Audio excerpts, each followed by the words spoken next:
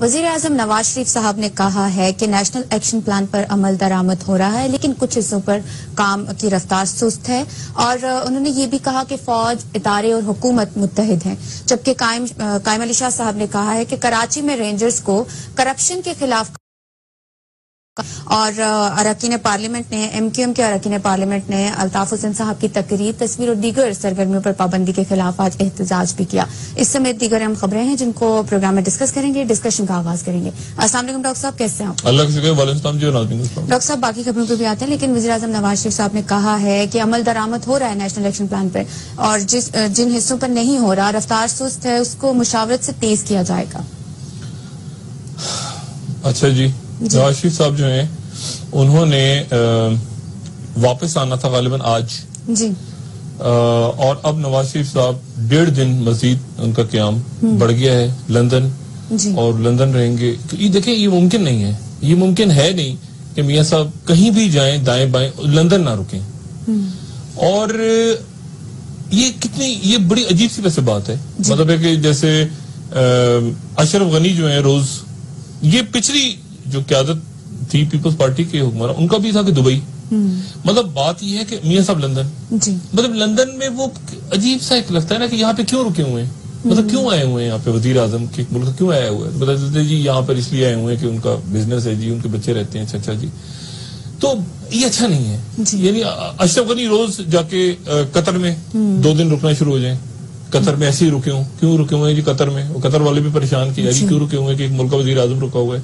या मोदी साहब के कहीं जाके ठहर जाएं, या चीन का वजीर आजम अमेरिका जाते जाते हर दफा रास्ते में एक जगह रुके जी। मतलब चीन का सदर, मतलब कोई कुछ बहरहाल हमारे बड़े हैं, हमारे मुंतखब अरकान, हम कुछ कह नहीं सकते, लेकिन अच्छा नहीं लगता, अच्छा नहीं लगता। बार बार वो प्रोटोकॉल, वही चीजें, वही बहरहाल। अच्छा, अब मामला यह है कि मियां नवाज शरीफ साहब, पहले तो 2-3 बातें जो है ना उसको जरा हम उनको जरा बुनियाद बनाते हैं, उसके बाद फिर आगे चलते हैं। ठीक है, बुनियाद ये है कि आसिम बाजवा साहब की जो प्रेस कॉन्फ्रेंस कल थी, आसिम बाजवा साहब ने ये कहा, DG ISPR ने, कि नेशनल एक्शन प्लान पे कितना अमल दरामद हो रहा है ये मुझसे सवाल ना करें। और साथ दूसरी इंपॉर्टेंट बात उनकी थी कि अफगानिस्तान की जो सिमें हैं वो पाकिस्तान में काम कर रही हैं, पूरे पाकिस्तान में काम कर रही हैं, कराची तक काम कर रही हैं, लाहौर तक कर रही हैं, जहां तक कर रही हैं वो एक डिबेट बात है। पाकिस्तान में तो काम कर रही है ना अफगानिस्तान की सिमों से नंबर आए, और वो एक्टिव भी हैं, यहाँ पे मिल भी रही हैं।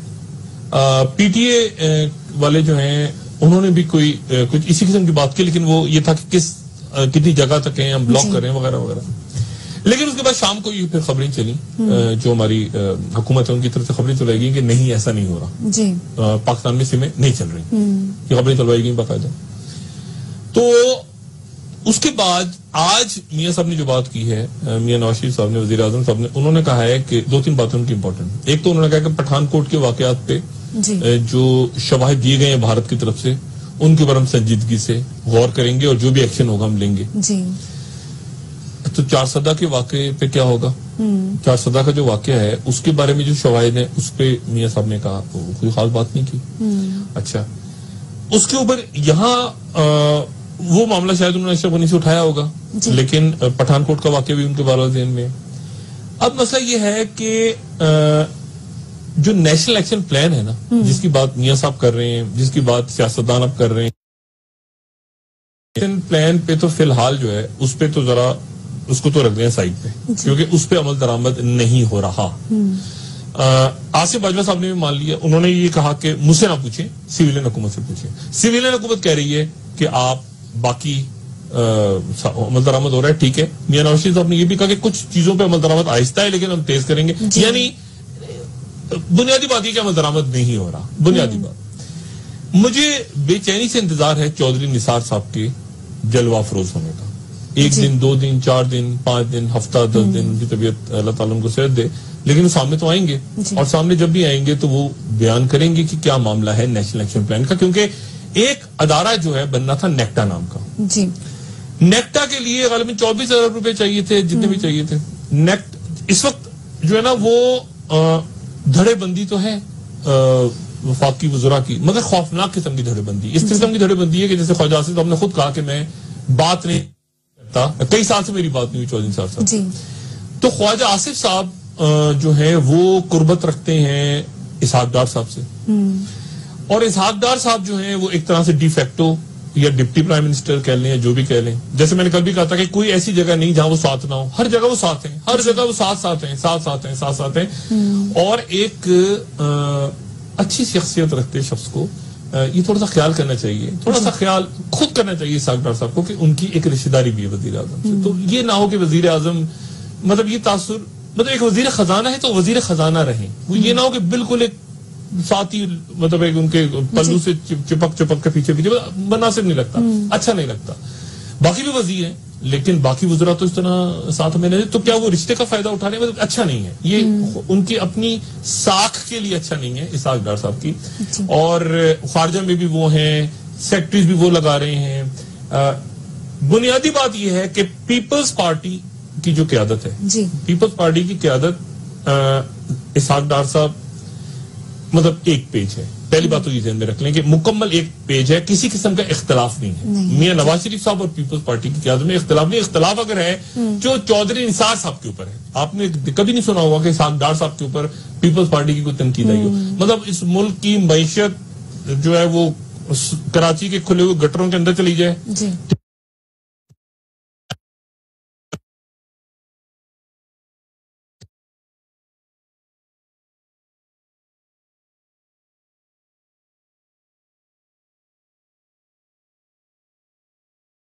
ऑपोजिशन के लिए इंपॉर्टेंट नहीं है। ऑपोजिशन के लिए इंपॉर्टेंट है चौधरी निसार, मौजूदा ऑपोजिशन जो पीपल्स पार्टी की सूरत में एग्जिस्ट करती है उनके लिए इंपॉर्टेंट है चौधरी निसार साहब और रेंजर्स इख्तियारात और सिंध के अंदर करप्शन और जो कायम अली शाह साहब ने बात की।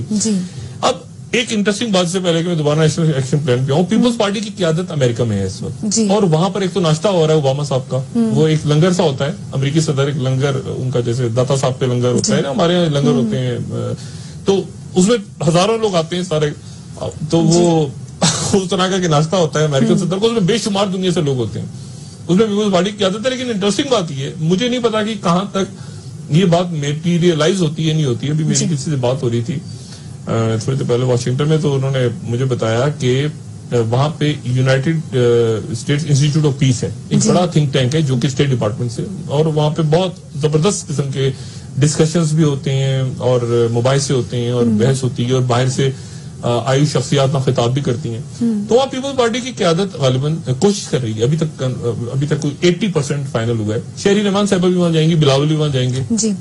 शहरी रहमान साहबा को कोलंबिया में कोई लेक्चर देंगी, लेकिन जो दूसरा लेक्चर अरेंज हो रहा है यूएसआईपी में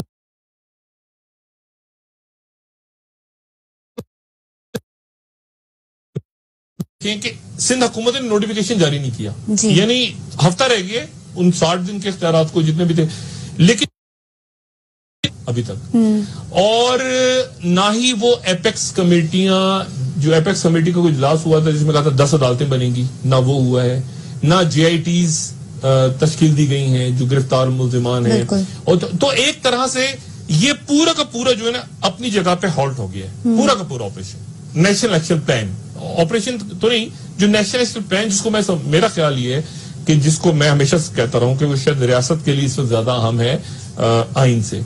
अब उसमें मदारिस का रिफॉर्म, नेक्टा जो है, नेक्टा के लिए नेक्टा अपनी जगह पे रुक गया जाके, एक तो नेक्टा का सरबराह कौन होगा ये गालिबन तय नहीं हुआ कि नेक्टा, देखिए ना नेक्टा के अंदर सारी इंटेलिजेंस एजेंसीज ने आना था, वो इंटेलिजेंस एजेंसी जिसमें MI भी है, ISI भी है, FIA भी है, बहुत सारी इंटेलिजेंस, उसका सरबराह, और उसका सरबराह कौन होगा और फिर वो क्या इंटीरियर मिनिस्टर के अंडर होगा, और फिर तो एक तो नेक्टा की फंडिंग है, फिर नेक्टा का स्ट्रक्चर से समझ में नहीं आ रहा। मुझे ये भी नहीं पता, अभी मैंने कुछ लोगों से बात की कि जो इंटीरियर सेक्रेटरी है हमारे, शाहिद खान गालिबन नाम है उनका, फाकी इंटीरियर सेक्रेटरी, वो चौधरी निसार साहब कितना ऑन पेज है इस वक्त, एक पेज पे है, पहले तो थे इस वक्त भी है, क्योंकि उनकी सेक्रेटरी इंटीरियर के गालिबन हम खबर सुन रहे थे कि ममनून हुसैन साहब प्रिंसिपल सेक्रेटरी की तरफ ईवान सदर में उन्होंने जाना है, ये उनको भेजा जा रहा है, क्या पता नहीं। तो अब वो पता नहीं एक पेज है नहीं है इंटीरियर मिनिस्ट्री में, क्योंकि वहां से भी डिफरेंट वाइब्स आ रही हैं, मुख्तलिफ बातें सुनने में आ रही हैं वफाकी वजारत दाखिला से। चौधरी निसार साहब आके क्या बात करते हैं, क्या बात नहीं करते, ये जो 4 वाला वाकया हुआ है, इसके ऊपर देखें अफगानिस्तान के अंदर बहुत से लोगों ने बात की और मैं सुन के थोड़ा सा इस पे परेशान भी हो रहा था क्योंकि जी आप क्यों नहीं चले जाते, मतलब लोग कह रहे हैं कि जी हम क्यों नहीं वहां जाके, अगर अफगानिस्तान से नहीं, ये बात फजूल है कि हम जाके वहां पे कुछ करें, बिल्कुल फजूल बात है। ये रियासतों को एक दूसरे की सरहदों का एहतराम करना चाहिए। कल को कोई आपके अंदर दाखिल हो गया कि जी आपने यहाँ से किया, वो पहले तो होता रहा, हमारी सरहदों की खिलाफ वर्जी होती रही है, लेकिन ये कोई आइडियल बात नहीं है कि आप ये इस तरह से खुल के बात करें, ना आइडियल है और ना मुनासिब है कि आज के दौर में बात करें कि आप अफगानिस्तान के अंदर जाके हॉट परसूट करेंगे। ये बात बिल्कुल मेरा ख्याल से बिल्कुल नहीं चाहिए। कल को इंडियंस कहेंगे कि हम आ रहे हैं जी पठानकोट के वहां बैठे हुए थे, तो ये तो फिर खुला, अभी तो दुनिया चल नहीं सकती इस तरह, तो ये बात मुनासिब नहीं है। लेकिन असल बात यह है कि क्या नेशनल एक्शन प्लान वाकई इन्ना लिल्लाहि व इन्ना इलैहि राजिऊन हो गया, क्या उसका मुर्दा हो गया और उसके मुर्दे को दफनाया जाएगा या वो आगे चलेगा? मियां नवाज शरीफ साहब का ख्याल ये है कि वो थोड़ा सा टाइम और गुजारें और इसी में से कोई रास्ता निकाल लें, तो इसी तरह से रास्ता निकालें। मुझे खौफ है इस बात का, मुझे खदशा है कि अल्लाह ना करे अगर 4 सद्दा जैसा कोई और वाकया, देखिए ना 4 सद्दा तो मेरी भी किसी सीनियर रिटायर्ड ऑफिसर्स हैं फौज के ब्यूरोक्रेट्स की, उनसे बात हो रही थी, मैंने कहा जी 4 सद्दा तो फिर भी एक आइसोलेटेड एक अलग थलग जगह है, किसी बड़े शहर में कोई ऐसा वाकया हो गया, खुदा ने खता करा, अल्लाह ना करे मेरे मुंह में, कराची में हो गया कोई ऐसा वाकया, तो कहाँ पे खड़े होंगे लोग सारे? देखे ना, यानी इस तरह का वाकया पंजाब के किसी इलाके में हो गया, किसी और ऐसे इलाके में जहाँ बहुत ज्यादा मीडिया, बहुत ज्यादा सिक्योरिटी, तो सब कहाँ खड़े होंगे जाके? कराची में खासतौर पर जो ऑपरेशन की बात हो रही, तो बात यह है कि चूंकि एक पॉलिटिकल ओनरशिप नहीं है, इसकी सिविलियन ओनरशिप नहीं है, इस मामले में जब से करप्शन इन्वॉल्व हुई, जब से खतरा पैदा हुआ बाकी लोगों को कि हम पे हाथ पड़ जाएगा, कल तुम जमातों के साथ जो ताल्लुक है बाकी पार्टियों का, तो सब ने अपने हाथ हटा लिए। और इस नेशनल एक्शन प्लान जो है, अब ये एक आप कहते हैं ना, वो एक बच्चा है जो घूम रहा है, जिसके माँ बाप उसको फेंके भाग गए, इसी तरह के झूले में फेंके भागे, कोई उसको ऑन नहीं कर रहा, कोई उसको गोद नहीं ले रहा है, एक ऐसा बच्चा है नेशनल एक्शन प्लान। अब उस बच्चे, अब ब्रेक लेते हैं, बात करते हैं कि बच्चा रो रहा है, अमल दरामद कौन करेगा नेशनल एक्शन प्लान पे? उसमें फेंक गए और उसको झूले में झूल रहा है नेशनल एक्शन प्लान। अब किससे पूछा जाए इसका कौन वाली वारिस होगा, ये क्या ईदी ट्रस्ट में रहेगा, क्या इसको गोद लेगा, क्या इसके असल माँ बाप आएंगे, असल माँ बाप कौन है, उनको तलाश किया जाए, नेशनल एक्शन प्लान ऐसी जगह खड़ा हो गया। लेकिन जो इसमें इससे पहले कि मैं नेशनल एक्शन प्लान की तरफ आऊँ, इस बच्चे की तरफ जो झूले में फेंक के चले गए सारे डिसोन करके, मैं ये बात करूं कि मैं अभी मुश्किल वस्ता से आ रहा हूँ और वहां पे इधर उधर कुछ आवारागर्दी करके कुछ लोगों से मिला के मुझे जो तासुर मिला है वो ये है कि बहुत ज्यादा ये जो ईरान सऊदी अरब का मामला जिसमें पाकिस्तान गया था, इसमें कोई बहुत ज्यादा कोई पसंद नहीं किया गया इसको। कम से कम ये 2 मुल्क जो हैं, इनमें से एक मुल्क ने तो बिल्कुल पसंद नहीं किया। सऊदी अरब और ईरान 2 का मैंने नाम लिए, एक मुल्क ने बिल्कुल इस कोशिश को पसंद ही नहीं किया कि, और मतलब उनको ऐसा लगा कि ये क्यों आए हमारे पास, इस तरह का उनकी तरफ से रवैया था। दूसरी बात यह है कि सऊदी अरब जो है वहां पे जो मोहम्मद बिन सुल्तान है, जो बादशाह के बेटे हैं और जो कि नायब वली अहद हैं, वो बहुत एक्टिव हैं, जो जैसे मैं पहले भी कह चुका हूं तकरीबन। लेकिन एक और साथ उसके जो चीज मैं नोट कर रहा हूं वो ये है कि वली अहद तकरीबन गायब हैं बहुत सारी इंपॉर्टेंट मीटिंग्स में से। जो वली अहद यानी मोहम्मद बिन नाइफ, यानी वली अहद हमें कम नजर आ रहे हैं, और जो बादशाह के बेटे हैं नायब वली अहद कहाँ पे हैं? मैंने कुछ लोगों से पूछा, लेकिन मैं इस पे फिलहाल खामोशी इख्तियार करता हूँ। देखता हूँ कि वली अहद हमें न कहीं नजर आते हैं या नहीं नजर आते। जो नायब वली अहद हैं बादशाह के बेटे, वो तकरीबन इस वक्त डिफेक्टो के तौर पे वो काम भी कर रहे हैं और फैसले भी कर रहे हैं। अब ये जो नेशनल एक्शन प्लान है, इसके ऊपर फौजी क़यादत क्या सोच रही है, ये एक सवाल है। अच्छा, यहाँ तो क्लियर है, देखिए ना, जो सिविलियंस हैं वो तो तकरीबन इसमें क्लियर भी हैं। पॉलिटिकल चेस बोर्ड पे अगर आप देखें तो वो इसकी फतह समझ रहे हैं कि हमने बड़ा अच्छा टाइम गुजर के इसको हम साइड पे हो गए। लेकिन अब सवाल ये है कि अब इस नेशनल एक्शन प्लान का क्या होगा, वो नैब का क्या होगा, डॉक्टर आसिम हुसैन का क्या होगा, अयान अली का क्या बनेगा, वो जो पंजाब में उस दिन में होना था ऑपरेशन, उसका क्या बनेगा, वो गिरफ्तारियां होनी थी, वो जो लिस्टें बनी थी, वो जो सारा कुछ था, वो माशी दहशतगर्दों का क्या बनेगा, अदालतें किधर गई फौजी, कलदम जमातों के ऊपर, मतलब बहुत कुछ होना था। तो अब उसका क्या हुआ? मतलब वो देखिए बात यह है कि चले लावारिस बच्चे को आपने झूले में तो डाल दिया, मगर बच्चा तो है ना जी, वो बच्चा तो अपनी जगह एग्जिस्ट कर रहा है ना, वो बच्चे का क्या होगा? चलिए डिसोन करके सारे जी। मेरे साथ मौजूद हैं जनरल गुलाम मुस्तफा साहब, जो कि फौज में रहे हैं, फौज का मिजाज समझते हैं, कोर को हेड किया हुआ। जनरल साहब अस्सलाम वालेकुम। जी वालेकुम सलाम डॉक्टर साहब। जनरल साहब, ये जो एक लावारिस बच्चा है, नेशनल एक्शन प्लान नामी, जिसको सबने बड़े धूमधाम से, इसका कुछ साल से पहले इसका जन्म हुआ और उसके बाद उसको झूले में फेंक के सब भाग गए हैं, और समझ नहीं आ रहा कि किससे पूछा जाए कि क्या बना इस नेशनल एक्शन प्लान का। नवाशी साहब कह रहे हैं कि सब एक ही सफे पे सारे अदारे, और इंशाल्लाह अल्लाह के फजलो करम से बकौल मियां साहब के हम इस पे पूरी दिलजमाई से काम करेंगे 2018 तक या पता नहीं कब तक। जी जनरल साहब। नेशनल एक्शन प्लान की रूह तो उस दिन ही खींच ली गई थी जिस दिन ये साइन हुआ था।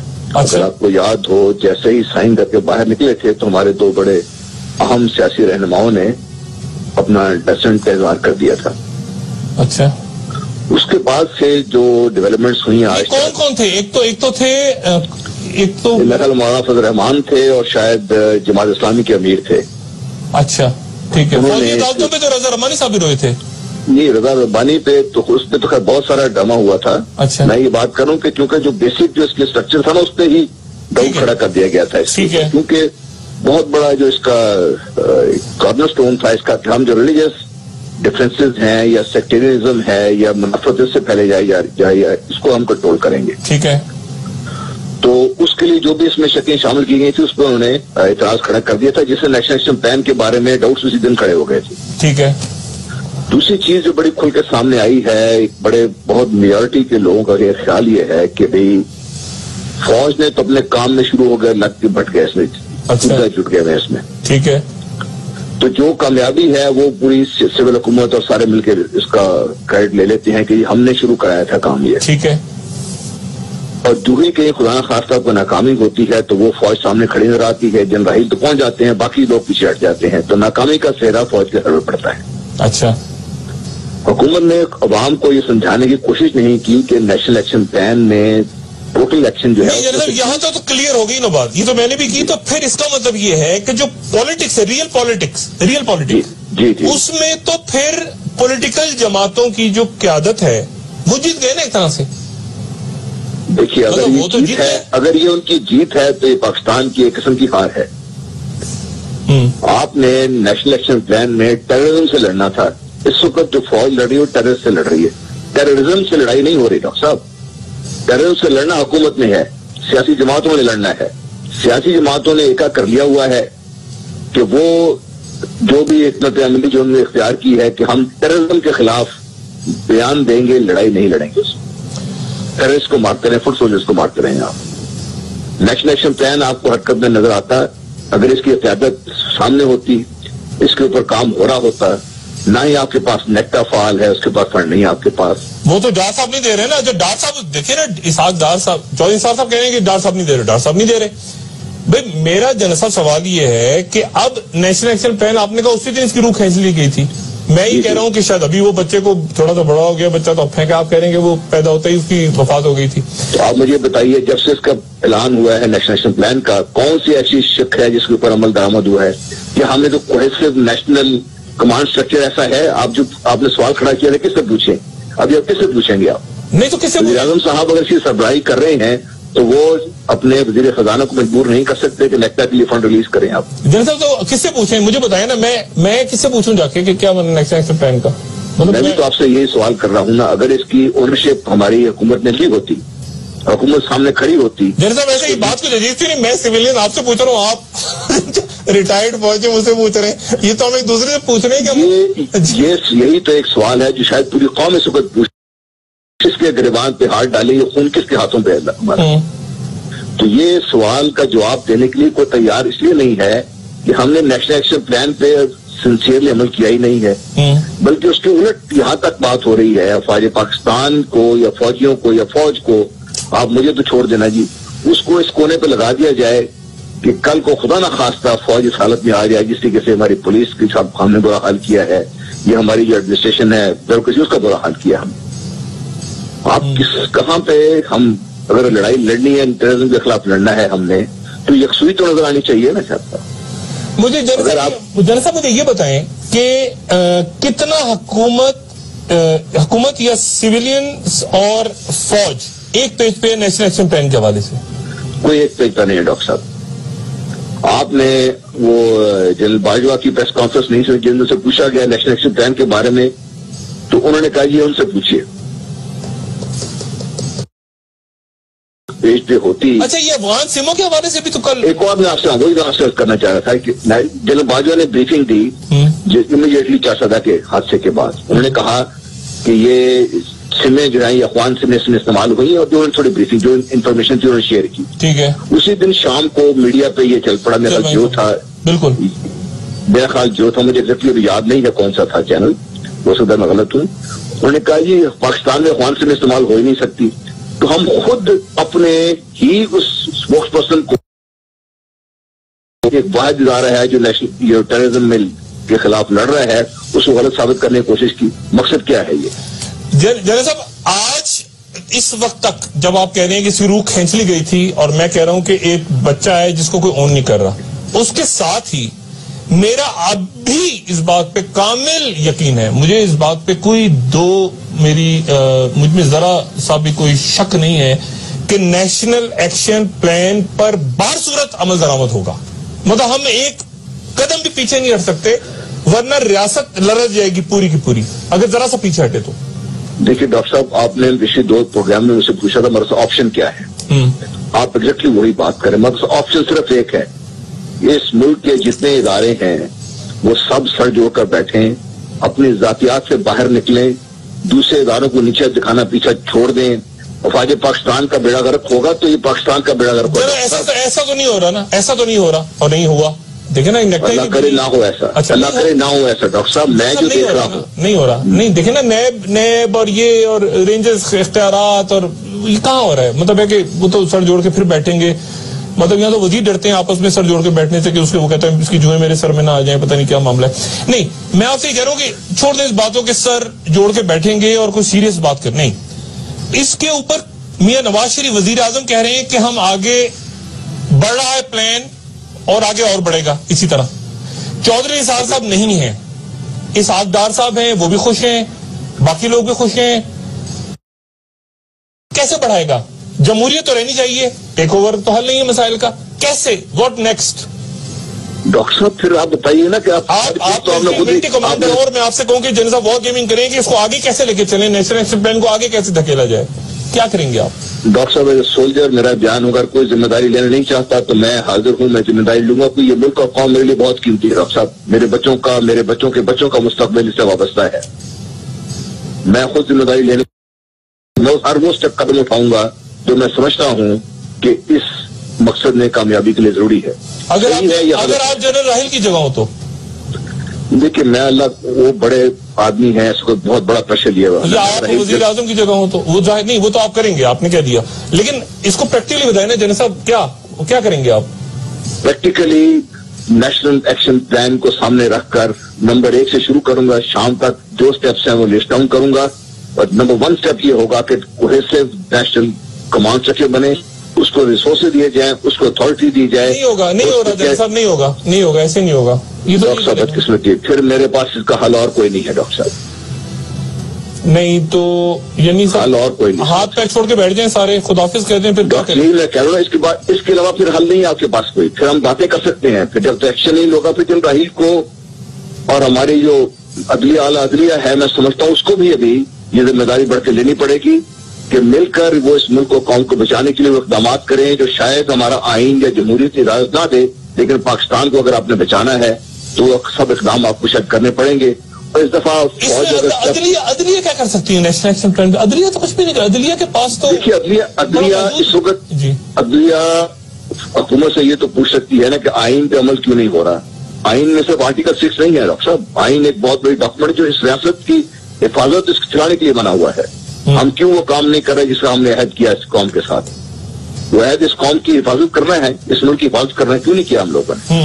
मैं ये समझता हूँ कि इस वक्त आला अतिया को भी इम्तिहान में है और उसको इम्तिहान में सामने खड़ा होना पड़े। तो उसने खुद ऐलान किया है कि हम वो गैर जमहूरी कदम नहीं उठाने देंगे। फिर जमहूरी कदम हमारे पास और क्या रह जाता है इसमें?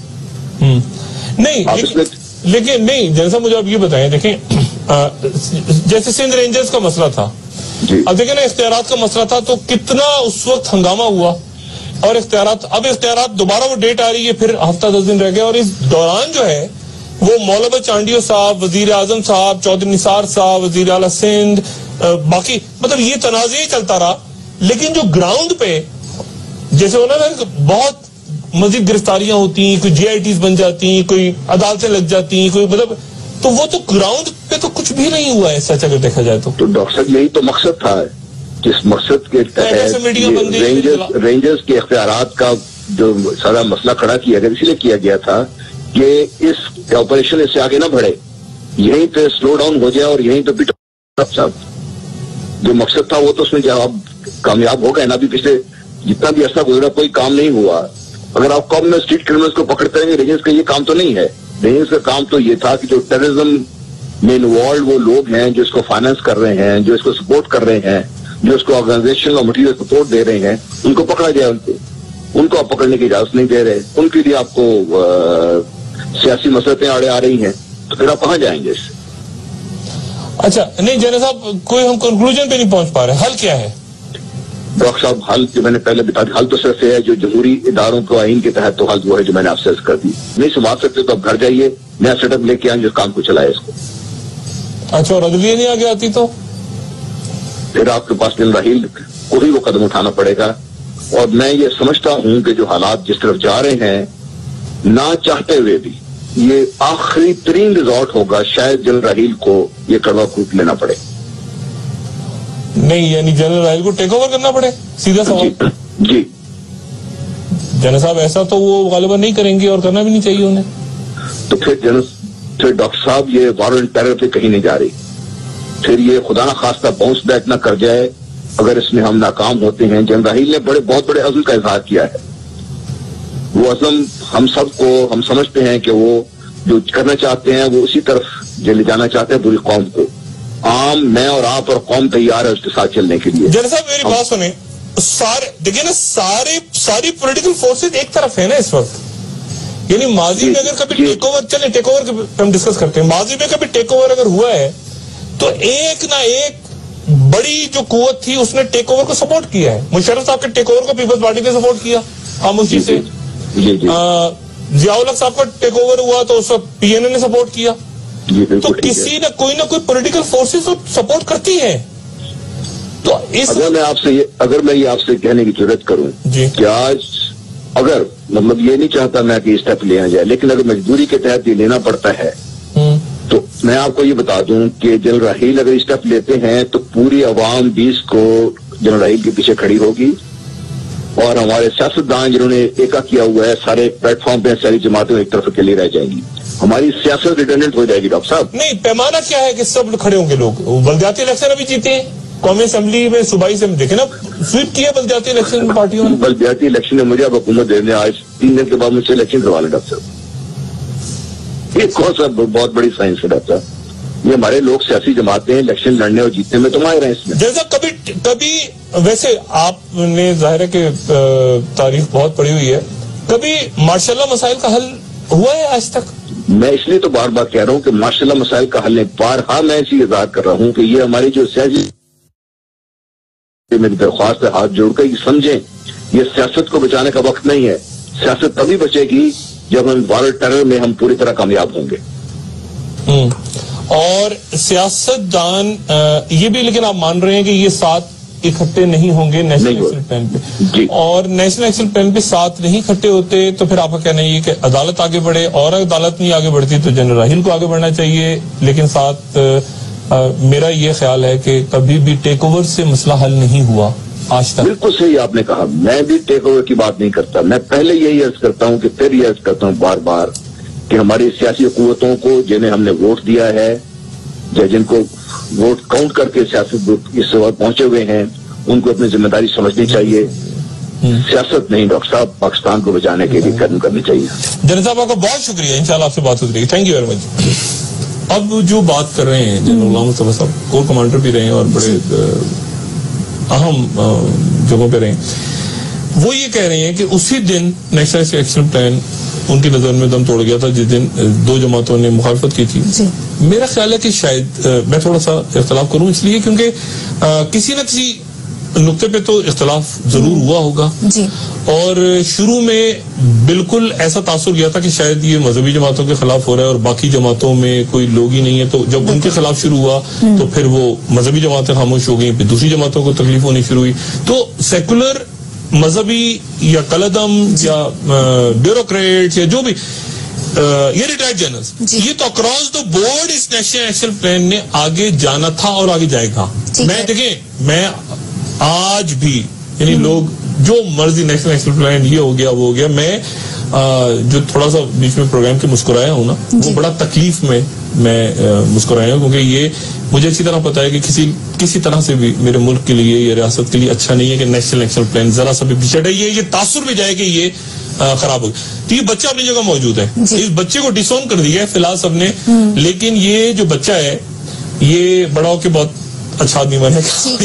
ये नेशनल एक्शन प्लान को ओन करना पड़ेगा, इसलिए अगर अशराफिया ना भी ओन करे ना, अवाम ओन कर गए इस नेशनल एक्शन प्लान को, वो समझ गए हैं कि हमारी बका इस वक्त इसी में है कि हमने करप्शन को पकड़ना है, हमने कलदन जमातों को, हमने दहशतगर्दों को, हमने चाहे वो कलदन जमातों में मजहब का नाम लेके गले काट रहे हो, चाहे वो बम धमाके कर रहे हो, किलिंग्स कर रहे हो, भत्ते ले रहे हो, चंदे ले रहे हो, मनी लॉन्ड्रिंग कर रहे हो, मुल्क को लूट रहे हो, जैसे भी कर रहे हो, इस पे कौम का चूंकि कंसेंसस है, तो अब ये किसी एक शख्स, दो खास 500 लोग, 800 लोग, 1000 लोगों का मामला नहीं है, ये आगे बढ़ेगा और इसको बढ़ना ही चाहिए। और कैसे और नहीं बढ़ेगा तो हम एक्सीलेटर दबाते रहेंगे ना कि बढ़ाओ बढ़ाओ, इसको ये आगे बढ़ेगा। इसको पॉलिटिकल लोग, अदालत, अस्करी अदारे, सब ने बिल्कुल इसको आगे लेके चलना है, वरना पाकिस्तान है तो ये सब है। बिल्कुल ठीक। डॉक्टर साहब, प्रोग्राम का वक्त खत्म हो गया, आपका बहुत शुक्रिया। नाजरीन, हमारे साथ रहने के लिए आपका भी शुक्रिया, आपके फीडबैक का इंतजार रहेगा। आज के लिए इतना ही। जी डॉक्टर साहब, कल तक देखते हैं चौधरी निसार साहब क्या बात लेके सामने आते हैं। जैसे मैंने पहले बताया था कि उनकी तबीयत तो ठीक है, मेरी इत्तलात के मुताबिक उनकी तबीयत ठीक है, नेक्टा के ऊपर और बाकी बहुत से मामलात पे, और कल जो अफगान सिमों की बात हुई, नेशनल एक्शन प्लान की बात हुई, चौधरी निसार साहब जो हैं वो जब भी सामने आएंगे तो वाज़ेह होगी सूरत हाल। ख्वाजा आसिफ साहब, इसहाक डार साहब एक तरफ है गालिबन, मुझे नहीं पता कि किस तरह से इनकी ग्रुप बंदी है वज़रा की, लेकिन बहरहाल बड़ी क्लियर ग्रुप बंदी है। सामने आते हैं चौधरी निसार तो वाज़ेह होगा कि उनका क्या, उनके जहन में क्या है। अपना दोस्तों